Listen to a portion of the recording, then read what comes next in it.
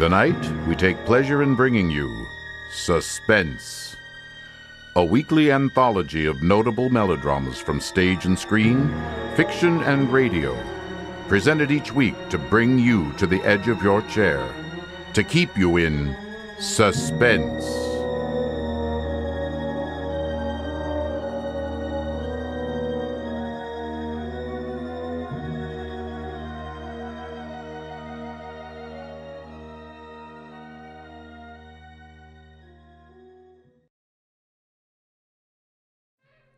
Paris, 1927. Paris as it used to be, when lights twinkled from the old Trocadero to the hill of Sacré-Cœur, when taxicabs honked and the beat of tango swayed and Chinese lanterns gleamed above the lake and the Bois.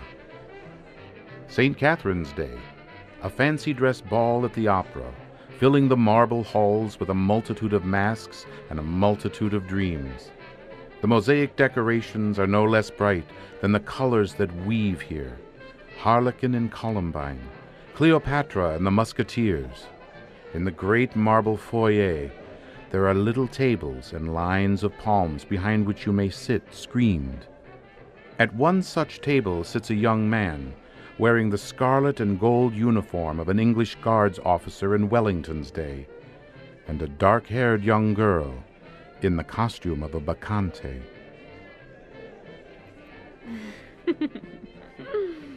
Ned, no, don't. Please. No, you mustn't. Why not? Well, you really don't mind, do you? No, of course I don't mind. Only you mustn't. Oh, Ned. Now see here, Alona. We've got to settle this thing. You have enjoyed being here tonight, haven't you? Oh, Ned, I've loved it.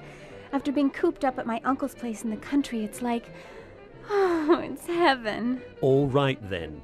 When I take you back to the hotel, I'm going to face this uncle of yours. No, please don't. I'm going to say that you and I intend to be married, and that's that.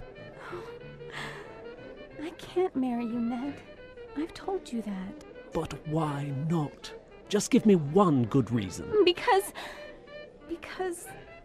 I can't. My uncle would never allow it, never. And that seems to you a good enough reason? Yes, Ned. This uncle of yours, what's his name? Count Stefan Kohari. He's a Hungarian, I think you said? Yes. So am I, but my mother was an American. What's he like, actually? Oh, he's a little eccentric. Now, please don't misunderstand. He's a great scholar and a historian. Only, he's a little strange. Ned! What is it? There he is now. That elegant man in plain evening clothes, with the Order of the Golden Fleece across his chest. Oh, I see him. And he looks as threatening as a thundercloud. Oh, he's throwing those two dressed as devils aside as though they didn't exist. Oh, give me my mask. Quick, before he sees us. No, Ilona. Oh, but Ned. We'd better face this out now. Sit still.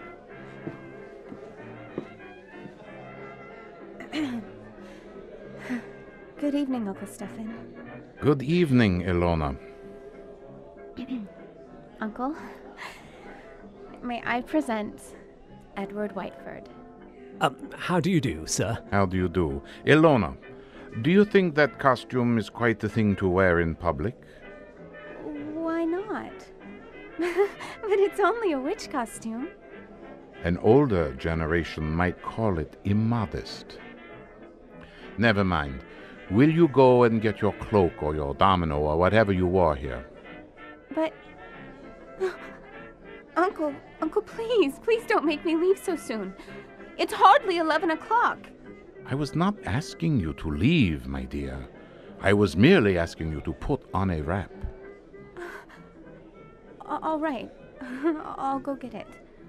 Why don't you stay and talk to Ned? I shall be delighted. Will you sit down, sir? Thank you. You seem to have quite a gathering at this table. Yes, some friends of mine from the embassy. They're upstairs dancing now. Well, look. Glasses, glasses, and still more glasses. You know, I was quite adept once at musical glasses. Like it? Forgive me, sir, but there's something I'd like to ask you. Yes? I don't know exactly how to say this, so I'd better say it in the shortest way. I want to marry your niece. Oh, look out, sir! You've smashed one of the glasses. Oh, a few francs will pay for that, but there are other things of higher value, at least to me. Well, maybe I ought to mention, first, that my full name is Lord Edward Whitefoot. My father is the Earl of Cray. Indeed. I only mention that to show that we're, well, respectable enough. The British ambassador will vouch for me, sir, if you'd like me to ring him up. And perhaps I ought to mention that I have always kept Ilona carefully guarded from the world. Almost too carefully guarded, don't you think? That, Lord Edward, depends on my reasons. Oh, yes, I'm sorry, sir. You have known Ilona for a long time? Well, 4 days. 4 days? You wouldn't even choose a business partner in 4 days. Yet you want to marry my Ilona after 4 days? We know our own minds, sir. You do, eh? Then you know more than the wisest men in this world. However, as one whose dearest wish is Ilona's happiness... I hope it is, Count Kahari. Do you doubt what I say? No, sir. Well, I will make you a proposition. I own an estate in Touraine, not far from Paris. A little chateau, a few hundred acres, fishing, a very good stable of horses. I know. Ilona told me. Oh, she did. Well, then here is my suggestion. Why not come down and visit us for a week or two? Well, but that's very decent of you, sir. Oh, not at all, not at all. And if at the end of that time you are not cured of this infatuation... Oh, it's not an infatuation. I swear it's not. No? Well, if at the end of that time you are not cured permanently of this feeling, you may take Ilona, and with my blessing. That's fair, isn't it? It's more than fair, sir. Count Kahari, I don't know how to thank you. Oh, no, please. Don't even try. And at the least, I can promise you a very interesting experience. You see, at the Chateau des Aix, there is one certain bedroom. We call it the tapestry room. Oh? I assure you, it will be very interesting for you to sleep in that room. Why? Is it haunted or something? Oh, no. No. Not haunted. And now, if you don't mind, I shall say good night. I hope I can trust you to bring Ilona safely to the hotel.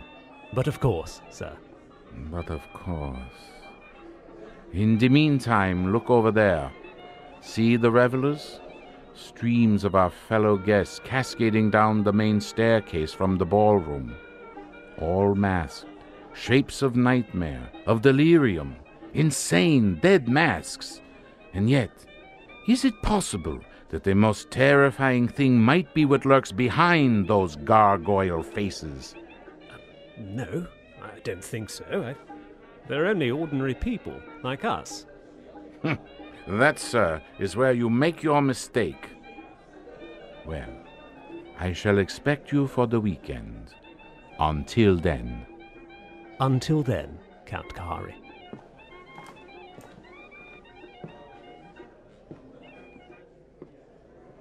Ned? Ned! It's all right, Ilona. You can come out from behind those palms.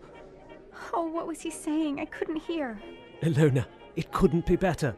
Why, he's a very decent old boy, actually. And he's invited me to the Chateau des Aix.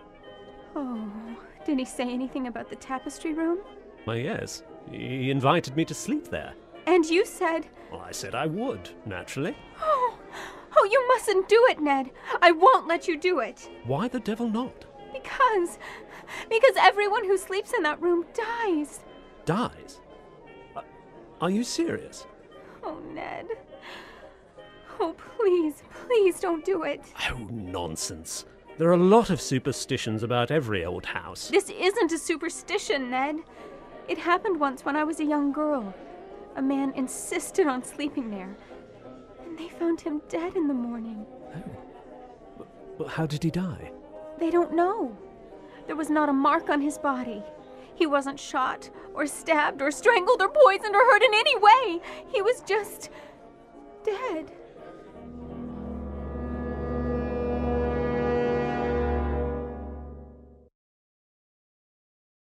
Two nights later, in the province of France once called Touraine, Lord Edward Whiteford arrives at the Chateau des as thunder stirs in those haunted hills.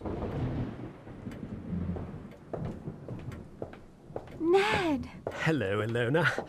Oh, darling. No, you better not kiss me, Ned. Where's your uncle?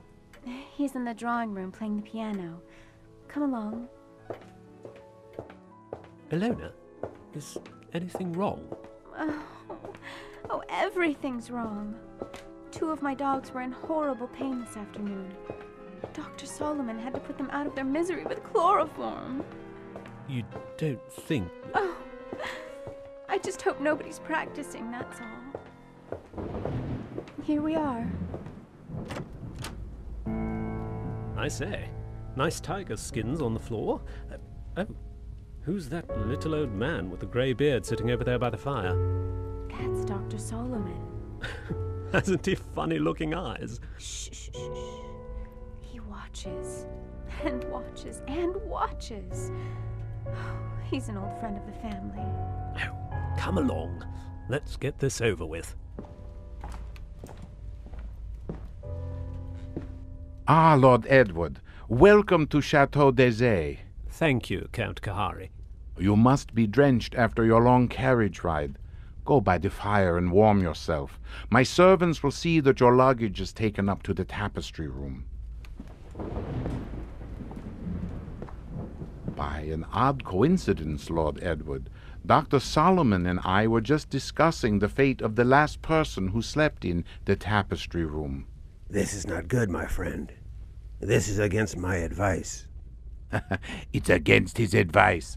Hear Dr. Solomon croaking? This is not good. I tell you, it is the wrong season of the moon. Moon? But there is no moon tonight. It's raining cats and dogs. Oh, don't talk about dogs. Nevertheless, it is the wrong season of the moon. I shall say no more. Cheerful blighter, that doctor. Don't do it, Ned. No, I won't be responsible if they make you do it. Count Kahari, what did happen to the last bloke who slept in the tapestry room? You mustn't call him a bloke, sir. He was a very saintly gentleman, the Bishop of Tours. That was some time ago. Ilona was only 15 years old, but surely she must remember it. I remember it. The church, said our bishop, has no use for superstitions. Well, he insisted on sleeping there. I made it as comfortable for him as possible, but he was found dead next morning, with a crucifix still in his hand. Was it poison? There was no poison, monsieur. It's true, Ned. A dead man and no sign of what killed him. What do you make of that? Well, I don't make anything of it. It's crazy. Please do not speak like that. I'm sorry. It is still the wrong season of the moon. Are there any sort of stories or legends attached to the room? Yes, there are. Well, sir? We are a very old family, Lord Edward. Old and perhaps accursed. When my ancestors moved from Hungary to France in the 17th century, they brought certain beliefs with them. The old religion. The old religion? Yes, the cult of Diana, the cult of Janus, the cult of freedom and fertility, the witch cult, if you prefer. Oh, now look here, sir. Oh, you smile. But when I say the word witch, you doubtless think of some humorous picture on a Halloween card. But it was very different in the Middle Ages, believe me. Then, my friend, there existed an organized religion which rivaled the church. There were many to worship unashamed at the grand Sabbath, many, to receive all favors from Satan, their master, and to dance forever, joyously, in the red flaming quadrilles of hell. Well, some 200 years ago, an ancestress of mine, Catherine Kohari, was tortured to death in the tapestry room for professing the old religion. Many persons have not thought it safe to sleep there since. Are you answered? Oh, come, sir. This is some sort of elaborate joke. Joke? The Bishop of Tours did not find it a joke. Not a mark on his body. I assure you, as a physician, not a mark on his body. No, not a mark on his body. Hear Dr. Solomon. Yes, I hear him. Well, understand me, Lord Edward. There's no compulsion in this. If you do wish to sleep in that room, all right. If you don't... Oh, ridiculous. I'm not afraid to sleep there, sir. Well, I thought perhaps you wanted to change your mind. Not at all. In fact, would you care to make a wager on it? What sort of wager? Well, if I spend the night in this famous room and come out of it alive... Yes? Will you give your consent to the marriage immediately, tomorrow morning? Tomorrow morning? Why? Because I don't think the atmosphere of this house is good for a loner. What do you say? Will you do it? Very well, Lord Edward. I accept the terms of your wager. There'll be no quibbling or backing out or you saying you didn't mean it. After a few hours in the tapestry room, there will be no need for quibbling. Shall we drink to it? But of course, sir. No, don't do it, Ned! For the love of heaven, don't do it! Calm yourself, Ilona. Now, be good enough to pour us some drinks. Yes, Uncle. And then, Lord Edward, you can retire to the tapestry room.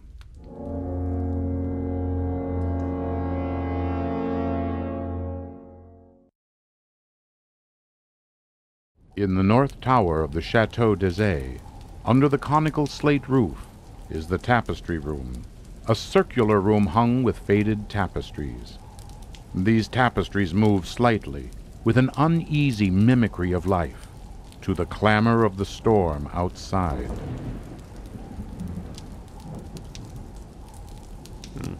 Inviting as a tomb, isn't it? Oh well, they've built a good fire anyway. I didn't realize how cold it was. Temperature must have dropped. Wait, what's that? Sounds like it's coming from behind the walls. Count Kahari, where did you come from? Forgive me, Lord Edward, for seeming to appear out of the wall in between the tapestries, like Mephisto appearing to Faust. Huh? And this red dressing gown perhaps adds to the effect as well. How did you get here? A passage between the walls? Exactly. A little device of my ancestors for visiting this room.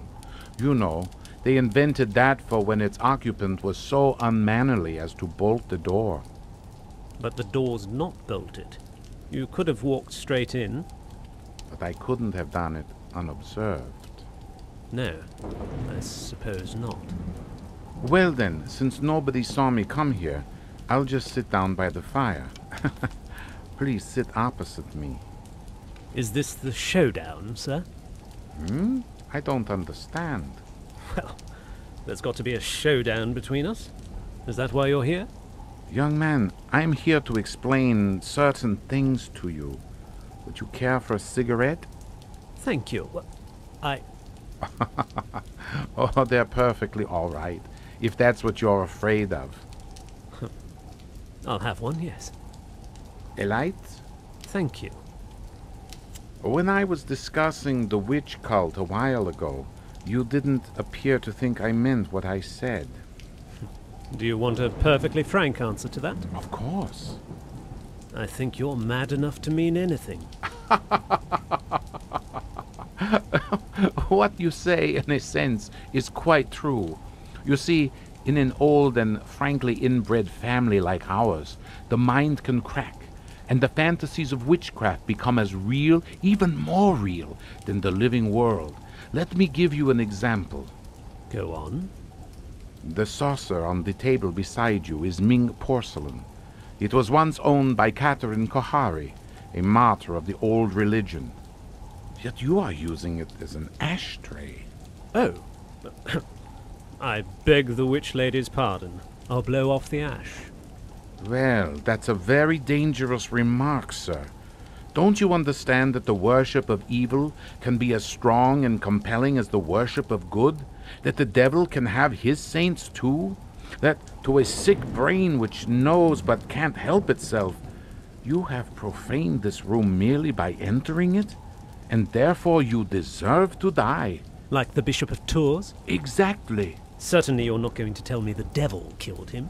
The devil's agent may be flesh and blood. So, it was murder. Oh, of course it was murder. Murder so cunningly contrived that no one ever saw through it. Go on. Given the lack of physical damage, the instrument of destruction must have been something that left no trace whatsoever. Something like, for instance, chloroform. Chloroform? Yes, a drug not very well understood by laymen. Dr. Solomon, by the way, was using chloroform this afternoon to dispose of some dogs. So I've heard. Well, Dr. Solomon is old and very forgetful. You mean the chloroform could be stolen? Oh, yes, it could be, easily. Now, just suppose, I take a pad saturated with chloroform. I place it over the mouth and nostrils of a man already sleeping or drugged, so that he gets no air, taking care not to make contact with the skin, as chloroform causes burns. My God! In a few seconds, unconsciousness. In 2, perhaps 3 minutes, death. Certain death, yes. Oh, and chloroform, you see, it evaporates very quickly. There is no trace in the stomach, since nothing has been swallowed. So, delay your post-mortem for 24 hours. A very easy matter in these country districts. And no trace remains in the blood. Murder without a mark, Lord Edward. Murder without a mark. You can't do it, Count Kahari. There's one thing you're forgetting. Really? What is that? I'm not sleeping. And I'm not drugged. Ah, but you are. What? How? In the cigarette? Oh, no. In the drink you had with me. What was it? Morphine. And you've had enough to put 3 men to sleep. No. You see? You've knocked over the fire irons. You'd have been in the fire yourself if I hadn't caught you. Take your hands off me. Just as you please. I won't go under. I won't. I could just reach that bell pull. But you can't.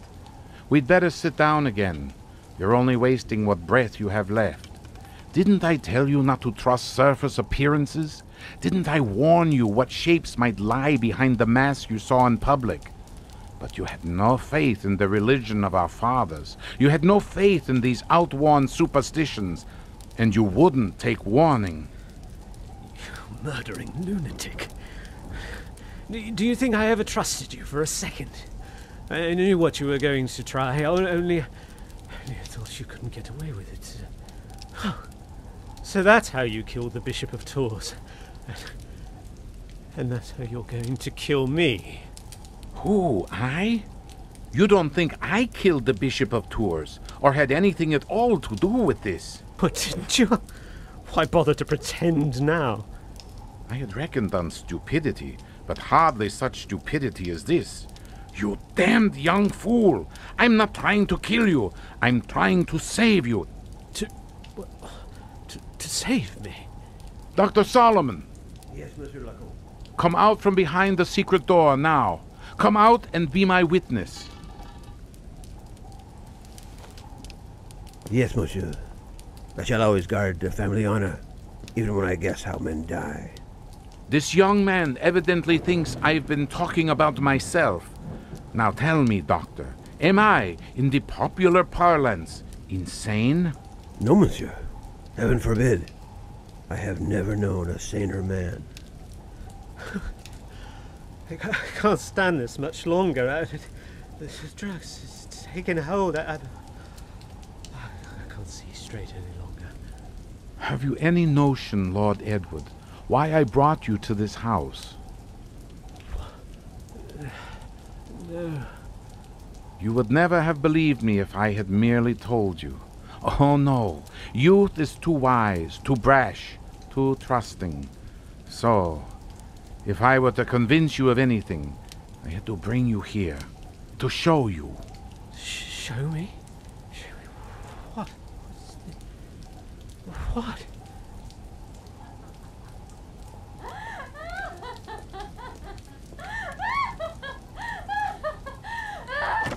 Ilona! Yes, yes, Ilona, with the bottle of chloroform in her hands. Possible. In the black second before unconsciousness, ask yourself these questions. Why do you think I've kept Ilona so well guarded from the world? Why, at a fancy dress ball, for instance, did I object to the costume of a medieval witch? Whose dogs were poisoned so that chloroform should be brought here? Who poured you the drink drugged with morphine? You mean... It was Ilona. She's been helplessly, hopelessly insane for more than 10 years.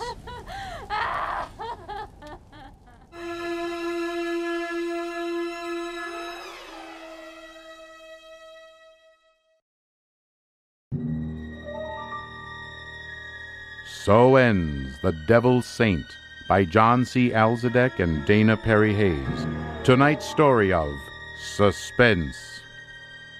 Suspense is produced by Blue Hours Productions. Tonight's radio drama was adapted by John C. Alzadek and Dana Perry Hayes from the radio play by John Dickson Carr.